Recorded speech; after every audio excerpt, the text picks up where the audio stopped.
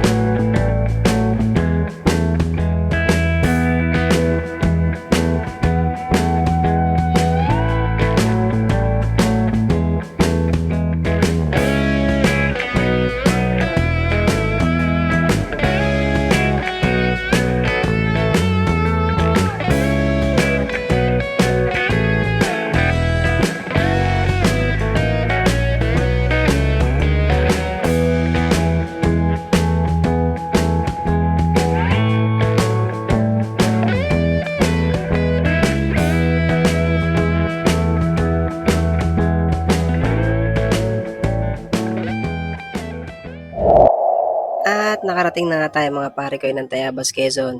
Bago tayo magpatuloy sa biyahe ay kakain muna tayo ng hab-hab dito kung saan sikat na sikat ang hab-hab dito sa Tayabas, Quezon.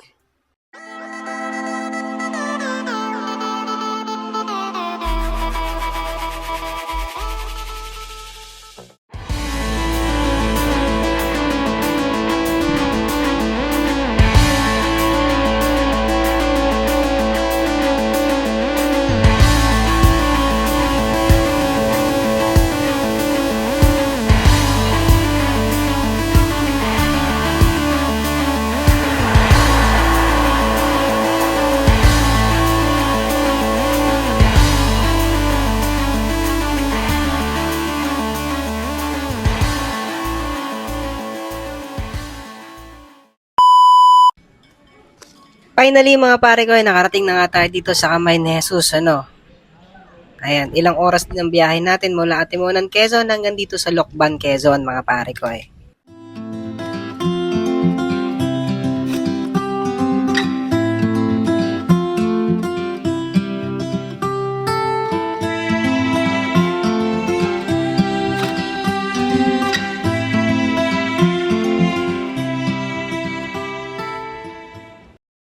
At dahil hindi pa nga nag-uumpisa ang misa at maya-maya pa ito magsisimula, atin munang aakyatin ang statue ni Jesus Christ dito sa taas. At alam nyo ba mga pare ko halos 50 feet ang taas ng bundok na ito at meron tayong 305 na steps sa hagdanan bago natin marating ang tuktok na ito. Ayun mga pare ko sabay-sabay nating akyatin ang statue ni Jesus Christ o ang kamay ni Jesus.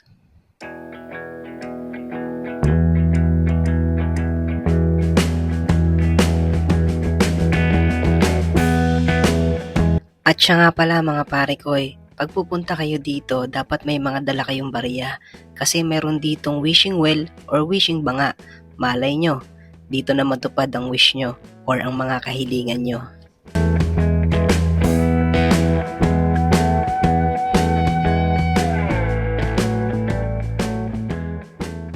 At pagkadating-dating nga natin dito sa pangatlong palapag ng bundok na ito, dito na natin makikita ang statue, kwento, kasaysayan ng buhay ni Jesus Christ bago siya ipako sa krus.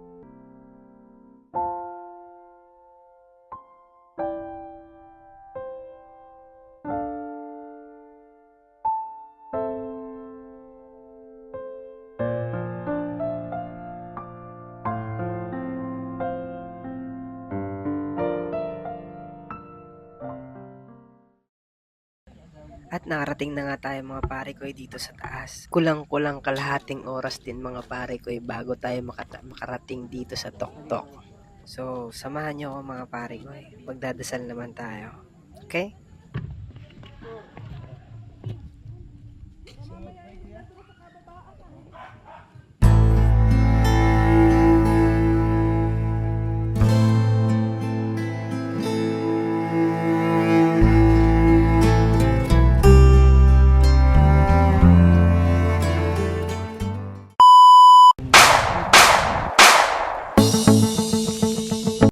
At hindi lang kasaysayan ni Jesus ang pagpako sa krus ang makikita nyo dito sa kamay ni Jesus mga pare ko, kundi naandito rin ang Noah's Ark at Garden of Eden.